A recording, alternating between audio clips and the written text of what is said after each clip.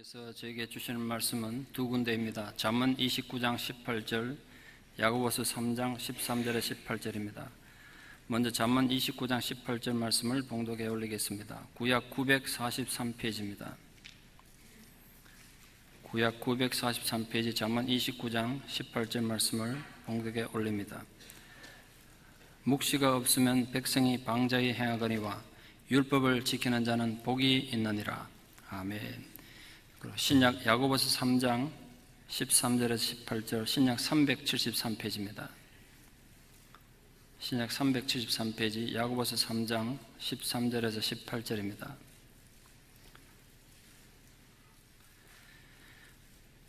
너희 중에 지혜와 총명이 있는 자가 누구냐? 그는 선행으로 말미암아 지혜의 온유함으로 그 행함을 보일지니라. 그러나 너희 마음속에 독한 시기와 다툼이 있으면 자랑하지 말라. 진리를 거슬러 거짓말하지 말라. 이러한 지혜는 위로부터 내려온 것이 아니요 땅 위의 것이요 정욕의 것이요 귀신의 것이니 시기와 다툼이 있는 곳에는 혼란과 모든 악한 일이 있음이라. 오직 위로부터 난 지혜는 첫째 성결하고 다음에 화평하고 관용하고 양순하며 긍휼과 선한 열매가 가득하고 편견과 거짓이 없나니 화평하게 하는 자들은 화평으로 심어 의의 열매를 거두느니라. 아멘. 오늘 저에게 이렇게 멀리서 오셔서 귀하게 말씀 전해주실 이상명 목사님을 좀 소개하겠습니다. 저 신학교는 제 선배 때는 거 알았는데 대학도 같은 동문인지 몰랐습니다. 계명대학을 나오시고 장로의 신학대학 졸업하시고 94년에 도매하셔서 클레몬트 신학교에서 신약학으로 PhD를 받으시고 그동안 미국 신학교에서 교수를 오래 하시다가 저희 교단 신학교 미주장신의 총장으로 부임하셔서 우리 2세들 교육에서 크게 수고하시는 목사님이십니다. 오셔서 또 말씀을 전해주실 텐데 큰 은혜 받기를 바라고 특별히 도후의 재직 세미나에 많은 준비를 해오셨으니까 꼭 참석 바랍니다. 우리 땅의 지혜와 하늘의 지혜라는 제목으로 목사님 말씀하실 때 많은 은혜 받기를 바랍니다.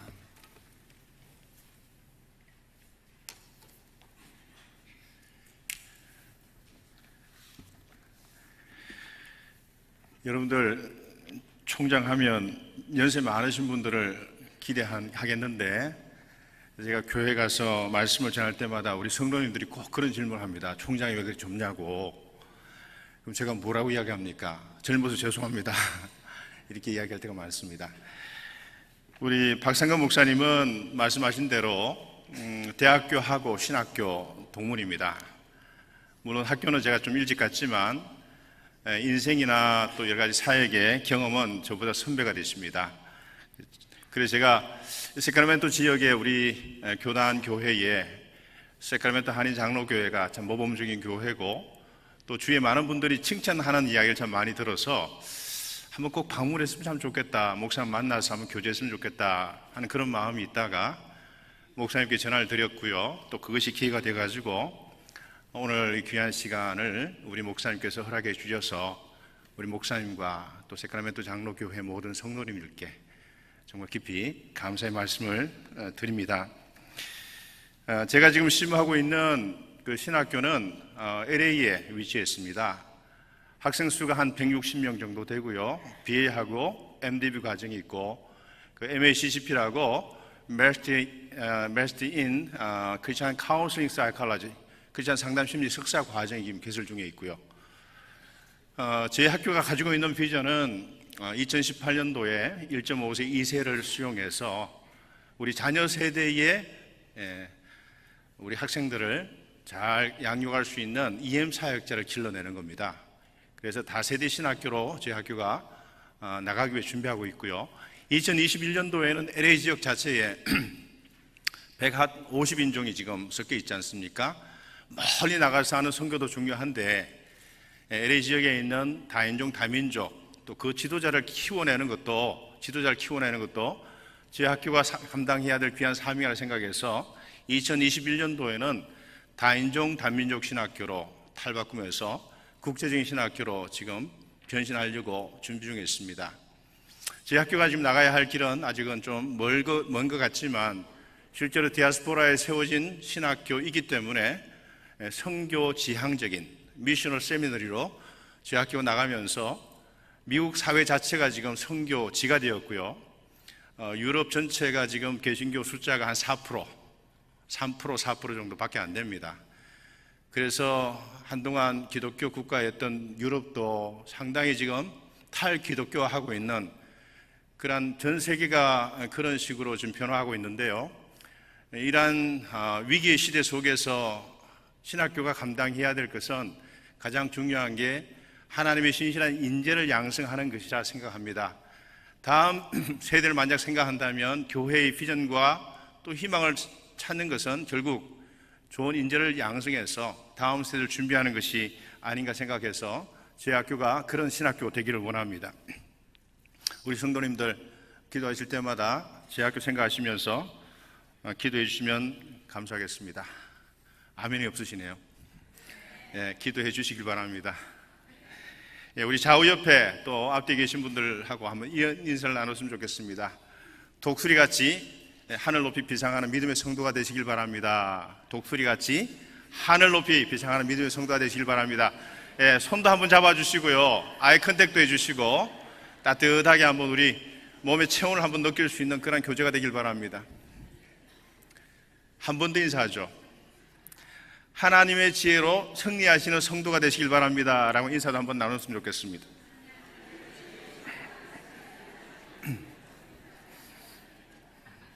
예, 우리 세크라멘토 아닌 장로교회는 굉장히 정겹습니다. 정감이 많이 넘치는 교회 같습니다. 얼굴이 굉장히 밝으시고요, 참 좋습니다. 유대인 종교 철학자였던 마르틴 부버라고 하는 분이 계십니다. 이분이 쓴 유명한 책이 이운트 두라고 하는 나와나라는 책이 있는데, 이 책에서 이분이 이런 주장을 했습니다. 모든 참된 삶은 만남이 있다. 자, 우리가 인생을 살아가면서요, 누구를 만나느냐에 따라서 우리 인생의 내용과 방향과 그 퀄리티, 질이 결정되어집니다. 우리 세크라멘토 한인 장로교회 모든 성도님들께서는 복된, 살아가시면서 복된 만남을 통해서 인생이 더욱 풍요롭게 되고 그리고 귀한 그런 삶을 살아가실 수 있기를 진심으로 축복합니다. 나아가서 우리가 가지고 있는 것 비록 작지만 나누고 또 우리가 선한 영향을 끼칠 수 있는 그런 복된 삶을 사실 수 있기를 바랍니다. 사람을 두 종류로 나눌 수 있다고 합니다. 한 종류는 플러스적 경향의 사람입니다. 이분은 마음이 참 따뜻해요. 그리고 매사 모든 삶을 긍정적으로 봅니다. 그리고 생기를 불어넣습니다. 아무리 힘든 일이 있더라도 이분을 만나게 되면 다시 시작할 용기를 얻게 되죠. 이분이 마음이 따뜻하기 때문에 마음에 상처가 있는 분이라 할지라도 이분을 만나게 되면 힐링, 치유가 일어나게 됩니다. 이분이 주로 사용하는 언어는 포용의 언어입니다. 두 번째 종류의 사람이 있습니다. 이분은 마이너스 경향의 사람입니다. 그는 만나는 이들의 마음을 얼어붙게 만들고요, 마음의 상처를 입히는 그런 분입니다. 이분을 만나게 되면 맥이 빠지게 됩니다. 이분이 주로 사용하는 언어는 판단의 언어, 저지문 하는 거죠. 판단의 언어를 주로 사용한다고 합니다. 표정이 늘 어둡고 자기중심적인 사람입니다. 모든 우주가 자기를 중심으로 돌고 있다고 생각하는 그런 착각 속에 살아가는 분들이 계십니다. 저는 우리 예수님은 가장 플러스 경향의 그런 분이셨다라고 저는 생각합니다. 사탄에게 자기 양심을 팔아버린 사람을 제외하고는 만나는 사람마다 삶의 큰 변화를 경험하게 되죠. 죽으려고 했던 사람들, 실망에 찬 사람들이 예수님을 만남을 통해서 인생의 큰 극적인 변화를 경험하게 된 것을 보게 됩니다. 자, 대형 선박을 가로지르면서 목적지까지 가려고 하는 그 선박이 장착해야 될 것이 참 많지 않습니까? 엔진도 있어야 되고요. 무엇보다 가장 중요한 게 그 배의 중심을 잡아주는 그 중심축이 없게 되면 작은 파고 앞에서도 그 큰 선박은 좌초하고 맙니다. 그 중심을 잡아주는 것을 전문용어로 벨러스트라고 합니다. 벨러스트는 소형 선박일 경우에는 강철 겹판을 배 선창 밑바닥에 깔아줘가지고 중심을 잡아준다든지, 대형 선박일 경우에는 겹방을 만들어서 그 겹방에 물을 가득 채워서 배의 중심을 잡아주게 됩니다. 만약 그 밸런스가 없다고 한다면 작은 파고에 그 선박은 쉽게 쓰러지고 좌초하고 바닷속으로 깔아앉고 말게 될 겁니다. 우리가 인생을 살아가면서 가장 중요한 게 뭘까요? 우리 신앙의 중심을 붙잡고 하나님 원하시는 삶의 방식대로 이 땅 가운데 살아가기 위해서 우리가 꼭 간직해야 될 것이 분명히 있을 거라 생각합니다. 어떤 분은 믿음이라고 이야기하는 분도 계시겠고요. 우리가 예수님께서 배운 것처럼 예수께서 가졌던 다른 사람의 삶을 변화시키는 가장 중요한 것이 늘 기도했던 분입니다. 그 기도를 통해서 하나님의 지혜를 늘 추구했고 그 지혜에 따라서 이 땅 가운데 사셨던 분이 예수님이셨습니다. 이 땅을 살아가면서 우리가 가장 중요한 것은 저는 하늘의 지혜라고 생각합니다. 나의 지혜가 아닌 하나님이 주신 비전과 지혜대로 살아갈 때 우리 이 땅 가운데 반듯하게 하나님께서 원하시는 삶의 방식대로 살아갈 수 있다라고 저는 믿습니다. 우리 모두가 지혜를 구하고 지혜로운 성도로 살아갈 수 있도록 기도하는 것은 하나님이 보시기에 가장 아름다운 모습이라 생각합니다. 이를 위해 구약의 대표적인 지혜 문학 가운데 하나인 잠언서와 신약의 잠언서라고 하는 야고보서의 말씀을 통해서 큰 은혜 받으시는 성도님 되시기를 축복합니다. 저를 한번 따라해 주시면 감사하겠습니다. 참된 지혜자는 하나님이 주시는 비전으로 살아가는 성도입니다. 참된 지혜자는 하나님이 주시는 비전으로 살아갈 때 아름다운 삶을 살아갈 수 있는 성도가 되는 것입니다. 여러분 그 아바타란 말 알고 계시죠? 아바타. 그 영화 감독들 가운데 그 터미네이터 시리즈하고 에일리언 시리즈를 만든 영화 감독이 제임스 카메론입니다. 그가 만든 영화가 아바타라는 영화가 있습니다. 아마 여러분들 대부분 보지 않았나 생각하는데요. 그 아바타라는 영화, SF 영화를 통해서 이 아바타라는 단어가 파퓰러하게 되었습니다. 그 영화에 보면 인간이 자신의 DNA와 행성 판도라의 원주민의 DNA를 섞어 만든 가상 육체를 말합니다. 그런 아바타의 영어는 힌두교에서 지상으로 강림한 신의 육체적 형태를 뜻하는 산스크리트어 아바타라에서 파생된 단어입니다. 간단히 말씀드리면 진짜가 아닌 가짜를 말합니다. 얼마 전에 한 신혼 부부가 게임 중독에 심취한 나머지 자기가 낳은 한 살배기 딸아이를 굶겨 죽인 사건이 한국 사회에서 일어나게 되어 충격에 휩싸인 적이 있습니다. 그 신혼부부가 빠져든 중독 게임이 게임 중독이 뭐냐 하면 사이버 공간에서 아바타, 아이를 키우는 게임이었다고 합니다. 게임방에서 가상현실 속의 아바타를 키우기 위해서 현실 속에서 정말 자기들이 사랑하고 돌봐야 할 딸아이를 굶겨 죽인 사건입니다. 날마다 직면한 현실의 어려움을 해소하기 위해서 시작했던 게임에 중독된 나머지 가상현실과 진짜를 구분하지 못해서 딸아이까지 죽이는 그 지경에 이르게 된 겁니다. 이 사건은 너무나 어처구니 없고 극단적인 경우이기는 하지만 자칫 우리 삶과 사역이 이렇게 될 수 있음을 우리에게 경고해 주고 있습니다. 우리 영성생활을 마치 아바타처럼 살아가는 사람들을 보게 됩니다. 우리가 하고 있는 삶과 사역이 진짜 나를 알아가고 하나님의 비전에 맞춰 살아가는 것이 아니라 대신 아바타를 키우는 일에 몰두하고 있지는 않은지 끊임없이 우리는 무료할 것입니다. 하나님 주신 비전을 온몸으로 살아가는 것이 아니라 머리만으로 감정만으로 추구할 때 열심히 아바타를 꾸미는 일이 될 것입니다. 그런 동안 한 살배기 딸아이가 굶겨 죽은 것처럼 진짜 나는 영적으로 굶주려 죽어갈 수가 있습니다.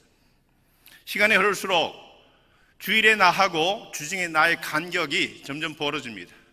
집안의 나와 일터와 직장에서의 나의 모습이 진짜 모습이 점점 그 간격이 벌어지고 있습니다. 이러한 습관이 점점 굳어지면 진짜 나로 살아가는 것이 아니라 아바타로 살아가게 됩니다. 그리고 그 아바타가 진짜 나인 것처럼 착각하며 살아갈 수 있다는 것입니다. 하나님께서는 우리가 같이 읽었던 본문인 잠언서 29장 18절을 통해 묵시가 없으면 백성이 방자 행한다 이런 말씀하십니다. 여기서 묵시란 다른 말로 하면 비전을 말합니다. 그리고 방자에 행한다는 말은 히브리어로 파라라고 하는 말인데, 이 파라의 뜻이 신중함이나 자제력을 상실한 경거망동을 뜻합니다. 따라서 묵시가 없으면 백성이 방자에 행한다는 말은 비전이 없으면 인간은 경거망동하는 뜻입니다.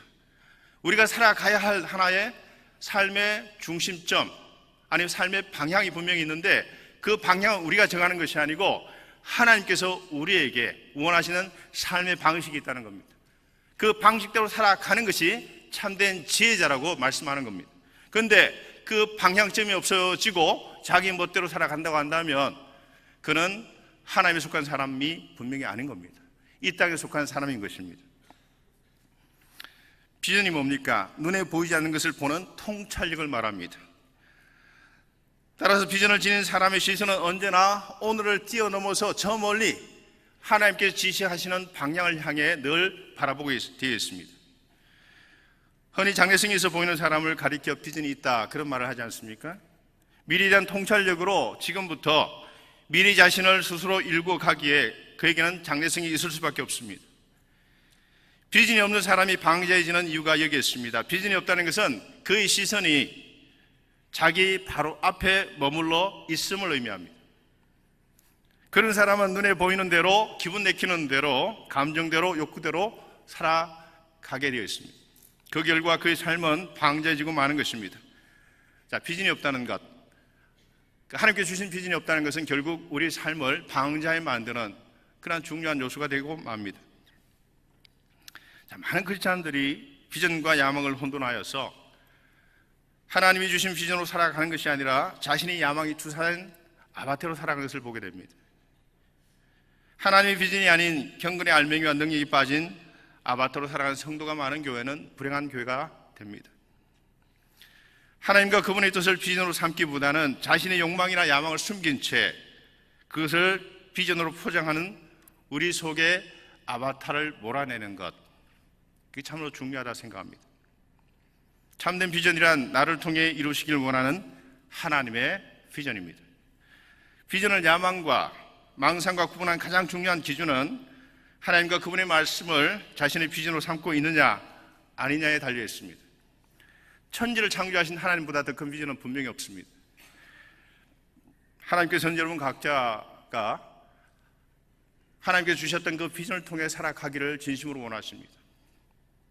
하나님 주신 비전을 마음에 품고서 오늘 최선을 다해 살아가다 보면 하나님께서 여러분을 통해 이루어주신 그 비전의 결과를 분명히 알고서 풍성한 열매를 거둘 날이 분명히 있다라고 저는 믿습니다. 저를 한 번 더 따라해 주시면 감사하겠습니다. 참된 지혜자는 온유한 지혜로 살아가는 성도입니다. 자, 야고보서 3장 13절에 보면 이런 말씀이 있습니다. 너희 중에 지혜와 총명이 있는 자가 누구냐? 그는 선행으로 말미암아 지혜의 온유함으로 그 행함을 보일지니라. 우리에게 말씀합니다. 자, 이 본문에 나오는 온유한 지혜는 어떤 지혜를 말할까요? 세상은 다른 사람보다 더 많은 정보와 지적 능력을 갖춘 사람을 지혜롭다, 그렇게 판단하지 않습니까? 그래서 세상 사람들은 자신에게 그런 능력이 있음을 보이기 위해서 경쟁적으로 노력하고 없는 것도 있는 것처럼 보이려고 자기를 포장하며 살아가려고 합니다. 이것이 앞서 말씀드린 아바타의 삶이고 거짓지혜입니다. 야고보서 3장 14절에서 너희 마음속에 독한 시기와 다툼이 있으면 자랑하지 말라, 진리를 거슬러 거짓말하지 말라, 그렇게 경고합니다. 그리고 15절에서 이런 지혜를 위로부터 내려온 것이 아니요 땅 위의 것이요 정욕의 것이요 귀신의 것이다 라고 그렇게 말씀합니다. 그렇다면 온유한 지혜는 정욕과 귀신의 것인 땅의 지혜와는 대조가 되는 분명 그런 지혜를 말할 것입니다. 온유한 지혜는 하늘에 속한 것이며 하나님이 주시는 비전에 따라 그분의 말씀의 원칙에 순종하려는 겸손함에서 나오는 지혜일 것입니다. 성경이 우리에게 주는 귀한 교훈이 있습니다. 자, 세상에서는 별 볼 일 없는 사람이라 할지라도 하나님 보시기에는 아주 소중한 하나님의 사람이 될 수 있다고 하는 것입니다. 건축자의 버린 돌이 모퉁이의 머릿돌이 되었다라고 하는 말씀이 있지 않습니까? 세상에 어떤 사람도 쓸모 있는가의 관점에서 직업되어서는 안 됩니다. 하나님이 이 땅에 교회를 세우실 때 보잘것없는 사람들을 먼저 불러주셨습니다. 고린도전서 1장 27절 28절에 이런 말씀이 나옵니다. 하나님께서 세상에 미련한 것을 택하사 지혜 있는 자들을 부끄럽게 하려 하시고 세상의 약한 것들을 택하사 강한 것들을 부끄럽게 하려 하시며 하나님께서 세상의 천한 것들과 멸시받는 것들과 없는 것들을 택하사 있는 것들을 폐하려 하시나니. 자, 세상의 기준과 하나님 바라보시는 그 기준이 판이하게 다릅니다. 우리가 보기에는 별 볼 일 없다고 생각하는 것들이 이 땅에서는 하나님 보시기에 가치 있는 존재가 될 수 있음을 우리는 분명히 인지해야 할 것입니다. 그것이 언제 어떻게 가능할까요? 하나님의 손에 붙들릴 때 인간의 그 가치를 전복 업사이드 다운 시키는 놀라운 그런 역사가 일어나는 것을 보게 됩니다. 자, 중요한 게 뭡니까? 그가 누구의 손에 들려졌느냐 하는 것입니다. 길가에 뒹굴던 보잘것없는 돌멩이 몇 개가 다윗의 손에 들려졌을 때 육적 반의 거인이었던 골리앗을 무너뜨릴 수가 있습니다. 그 당시 블레셋은 철기 문명으로 무장했던 강력한 강대국이었습니다. 그 당시 이스라엘은 청동기 문명이었고요. 게임이 되지가 않습니다.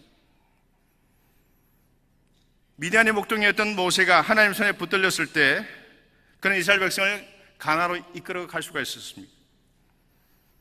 하나님께서 호렙산에서 모세에게 이스라엘 백성을 애굽에서 이끌어내라는 명령을 내리시기 전에 그에게 보여주신 이상이 뭡니까? 불타는 가시덤불 이상이었습니다. 여러분, 가시덤불 거기다 성냥불 그어대면 불을 붙이면 어떻게 됩니까? 순간 재가 돼야 되지 않습니까? 근데 모세에게 보여준 불타는 가시덤불의 그 이상 속에서 그 활활 타는 가시덤불은 불은 타는데 계속해서 활을 타고 있는 겁니다. 재가 되지 않는다는 겁니다.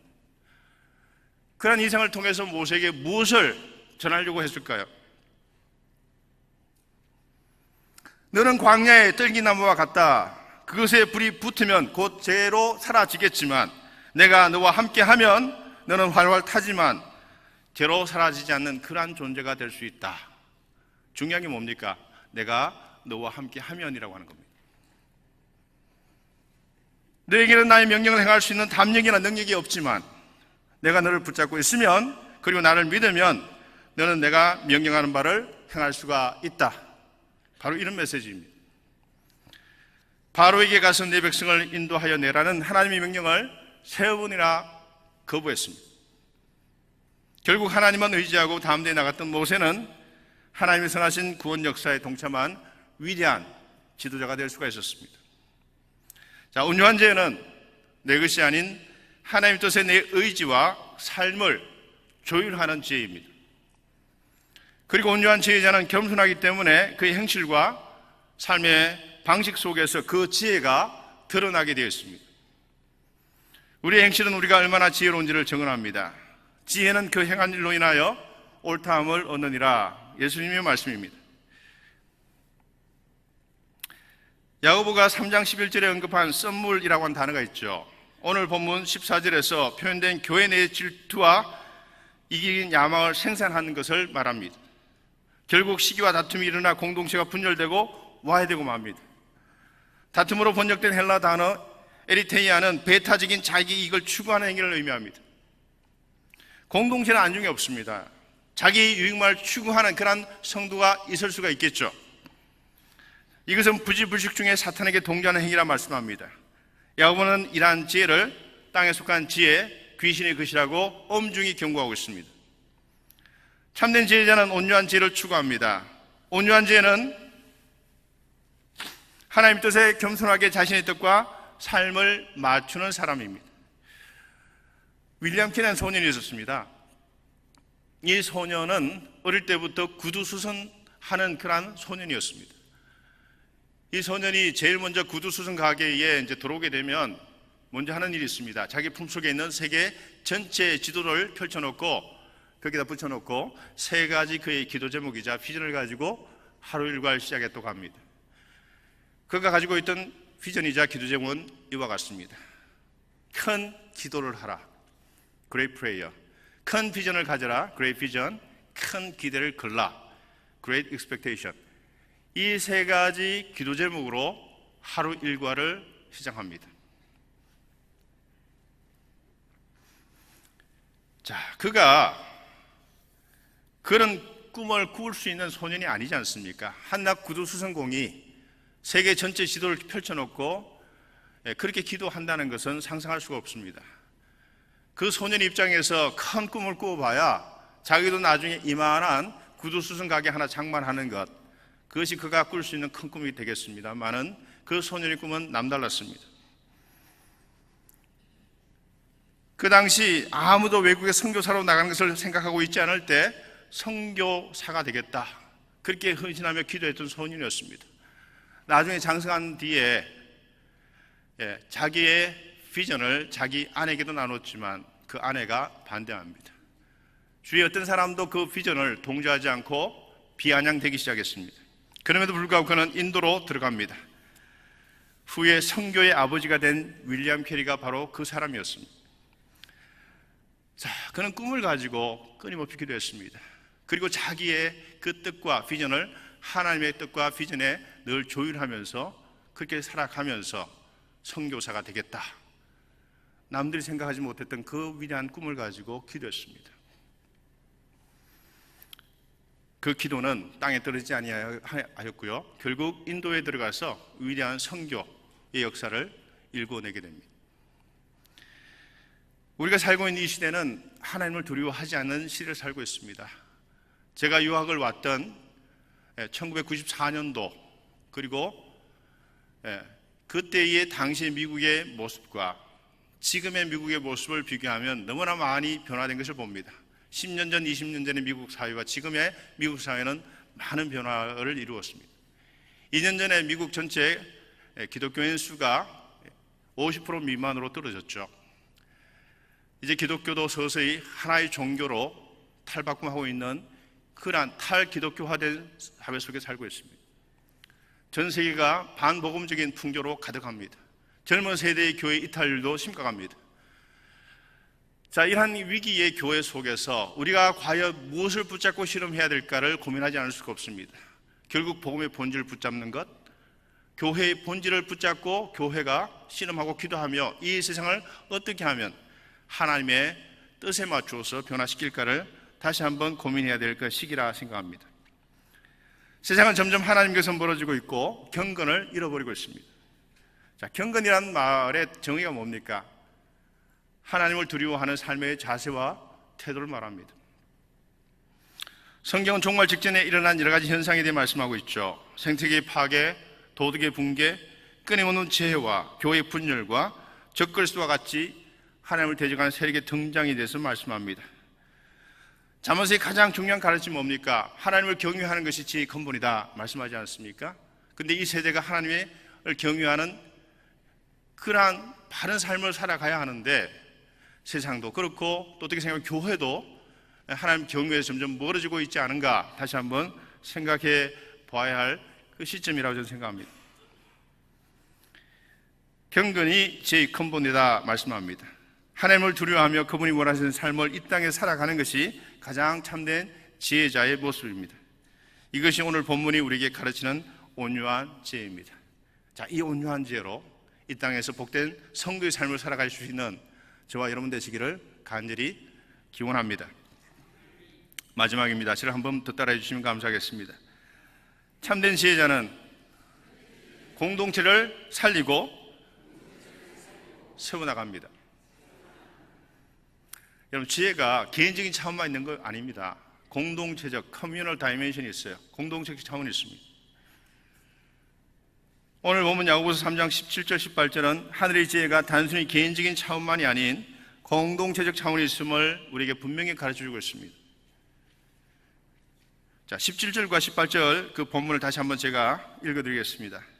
오직 위로부터 난 지혜는 첫째 성결하고 다음에 화평하고 관용하고 양순하며 긍휼과 선한 열매가 가득하고 편견과 거짓이 없나니 화평하게 하는 자들은 화평으로 심어 의의 열매를 거두느니라. 자, 여기 나오는 여러 가지 중요한 열매들이 있습니다. 우리 기독교인들이, 크리스찬들이 지녀야 할 덕목, 벌주를 이야기합니다. 성결, 화평, 관용, 양순, 긍휼, 선한 열매의 풍성함, 편견과 거짓이 없음, 화평. 자, 이 모든 것은 뭡니까? 개인적 차원만 있습니까? 관계적 차원이 분명히 있지 않습니까? 공동체적 차원을 분명히 갖고 있는 그런 열매들입니다. 인간관계의 근본이 뭡니까? 서로를 알아주고 보살펴주는 겁니다. 나도 중요하지만 나보다 다른 사람이 중요하다는 것을 알아가는 것입니다. 실제로 그런 삶을 살아가는 겁니다. 그럴 때만이 건강한 공동체가 세워질 수가 있습니다. 여러분, 우리가 이 땅 가운데 우연히 태어나지 않지 않았습니까? 하나님께서 우리에게 사명을 주셔서 이 땅 가운데 태어나게 하시고 세크라멘토 한인 장로교회로 보내신 것은 아무런 사역 없이 그냥 신앙생활을 하는 것이 아니고 이 땅 가운데 한 공동체의 구성원으로서 중요한 사역을 감당해서 다른 지체를 건강하게 만들어주고 세워가라고 여러분 각자를 이 교회 공동체에 불러주신 거라 저는 믿습니다. 저는 예수님께 이러한 별칭을 한번 붙여봤어요. Heavenly Immigrant, 천상의 이민자로 이 땅에 오신 분이 예수님이십니다. 여러분들도 다 이민자지만 예수님도 이민자로 이 땅에 오신 거예요. 우리를 섬기기 위해서. 그러면 여러분은 누구냐? 단순히 성도님이 아니고요, 하늘로부터 파송받은 선교사입니다. 여러분 각자가. 그거 알고 계세요? 여러분들이 다 미셔널이에요. 여러분 일터와 생업 현장에서 하나님 나라를 전거하며 그리고 복음을 전거하며 살아가라고 하나님께서 여러분 각자를 이 땅 가운데 보내시고 또 이 교회에, 복된 교회에 성도로 보내신 줄로 저는 그렇게 믿고 있습니다. 말씀하신 분만 그렇게 생각하고 계신 모양입니다. 여기 계신 모든 분들이 다 그런 삶을 사셔야 됩니다. 그게 제가 이야기하는 게 아니고요, 성경의 가르침이에요. 일본의 유명한 목회자이자 기독교 사상가였던 우찌무라 간조는 이런 말을 했습니다. 그대가 나에게 미움의 권총을 쏘아대면 나는 그대에게 사랑의 폭포수를 쏟아붓겠습니다. 아주 멋진 말이죠. 자, 약함으로 강함을 이기는 것, 십자가로 죽음을 이기는 것, 사랑으로 미움을 넘어서는 것, 이것이 하나님께로부터 오는 지혜의 근본입니다. 신앙은요, 홀로 서기가 가능하지 않습니다. 여러분들 신앙의 뿌리 굉장히 깊습니까? 자기 혼자 이 땅 가운데 살아가면서 든든히 신앙의 사람으로 성장할 수 있다고 생각하는 분들이 과연 얼마나 될지 한번 궁금합니다. 저는 제 자신을 너무 잘 압니다. 저는 굉장히 연약한 사람이고 선뿌리도 많고 내가 가지고 있는 약점들을 너무 잘 알고 있기 때문에 저는 저 혼자 이 땅 가운데 바르게 신앙생활을 할 수 없다는 것을 저는 고백합니다. 그렇기 때문에 제가 속해 있는 공동체가 필요합니다. 신앙의 아름다운 공동체가 있어야 합니다. 우리 신앙을 키우기 위해서는 공동체가 분명히 있어야 합니다. 서로를 하늘의 지혜와 그 품성으로 세워주는 공동체가 가장 아름다운 공동체가 되겠습니다. 제가 살고 있는 LA에서 차로 한 4시간 북쪽으로 가다 보면 국립공원 하나가 나와요. 아마 가보신 분이 계신지 모르겠습니다. 세코야 내셔널 파크입니다. 세코야 국립공원이에요. 가보지 못하신 분들은 꼭 한번 가보시길 바랍니다. 저는 인조물보다는 그런 자연이 좋더라고요. 거기에 전 세계에서 가장 큰 나무들이 다 모여 있습니다. 그 세코야 나무 가운데 가장 큰 나무가 있는데 그것을 자이언트 세코야라 합니다. 세코야 나무는 소나무나 젠나무 계통의 그런 나무입니다. 이 자이언트 세코야 나무가 크게 자라면 130m까지 자라요. 한 30층, 40층 빌딩에 해당되는 그 높이까지 자랍니다. 그리고 그 둘레가 37m입니다. 한 그루 나무의 무게가 1000톤에 해당됩니다. 어떤 것은 그 밑을 어느 정도 도려내게 되면 차가 들락날락 할 만큼 아름드리한 나무죠. 근데 그 세코야 내셔널 파크가 고지대 위치에 있다 보니까 강풍이 수시로 몰아칩니다. 강풍이 몰아치는 그 고지대에 위치한 이 세코야 나무가 130m까지 높이 자라기 위해서 과연 땅 밑으로 뿌리를 얼만큼 내리면 될 것 같습니까? 일부 예배 오셨던 분은 말씀하지 않으시고요. 한번 답변을 한번 해보시길 바랍니다. 퀴즈입니다. 퀴즈. 설교 시간에 퀴즈는 처음이겠지만 퀴즈 한번 드리죠. 맞아도 상품은 따로 없어요. 얼마 될 것 같습니까? 50m요. 얼마요? 100m 이상? 30m, 500m 막 던지시네요. 예, 식물학자들이 이 나무를 연구했습니다. 그 뿌리가요 3m밖에 되지 않아요. 3m. 근데 3m로 내려가 가지고 그 다음이 중요해요. 옆으로 뿌리를 뻗어나가면서 어떻게 할까요? 옆에 있는 나무와 뿌리를 이렇게 엉키는 거죠. 꽉 잡아주는 겁니다. 옆에 나무와 뿌리를 뒤엉켜 가지고 붙잡아주는 거죠. 그리고 병풍림을 만들어서 그 강한 바람을 함께 막아주는 거예요.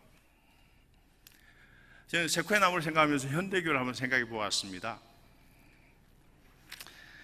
신앙의 뿌리가 깊게 내려가 어떤 난관에도 흔들리지 않은 그런 성도님들도 계실 줄로 저는 생각해요. 그렇지만 대부분 믿음의 뿌리가 그리 깊지 않아 작은 난관에도 번번이 나가 떨어지고 말죠. 저는 이 세코야 나무를 지혜의 나무라고 부르고 싶습니다. 우리에게 함께라고 하는 그 소중한 가치를 일깨워주는 나무이기 때문에 그렇습니다. 세코야 나무처럼 얕은 뿌리조차도 서로 세워주는 버팀목이 될 때 우린 가장 높이 자랄 수가 있습니다. 하나님을 향해 자라갈 수가 있습니다. 우리가 서로 영적으로 연결되어 서로 세워주는 버팀목이 된다면 거친 세속의 바람 앞에서도 흔들리지 않은 강한 교회를 이 땅 가운데 세울 수가 있다라고 저는 믿습니다. 세코야 나무가 서로의 뿌리를 단단히 연결하여 있는 것처럼 교회 성도들도 그렇게 서로 단단히 연결되어 있어야 합니다. 만약 세코야 나무가 스스로 잘났다고 홀로 서기 하였다고 한다면 그 나무는 어떻게 될까요? 뿌리도 3m밖에 내려가지 않고 130m 굉장히 높은 나무가 번번이 쓰러지지 않겠습니까? 성결, 화평, 관용, 양순, 긍휼, 선한 열매 풍성함, 편견과 거짓이 없음, 이 모든 가치는요 나도 중요하지만 내가 속한 공동체를 먼저 돌보는 지혜자의 마음입니다. 이러한 든든한 공동체가 없다면 나도 주님 앞에 반드시 설 수가 없습니다. 위로 크게 자라도 강풍에 쓰러지지 않은 세코야 나무처럼 성도 간 단단히 연결되어 있는 그러한 교회가 세상에 미친 바람 강풍 앞에서도 흔들리지 않고 또 쓰러지지 않고 우뚝 설 수가 있다라고 저는 믿습니다. 서로를 붙잡아주고 세워주는 지혜로 살아가는 교회만이 하나님 향해 위로 자라갈 수가 있습니다. 우리 세크라멘토 한인장로교회가 그런 교회가 되기를 진심으로 축복합니다. 성결, 화평, 관용, 양순, 긍휼, 선한 윤리 풍성함, 편견과 거짓이 없음, 바로 이러한 뿌리로 서로를 단단히 붙잡아 든든해서 가는 그러한 거룩한 믿음의 공동체가 되기를 진심으로 축복합니다. 기도하겠습니다.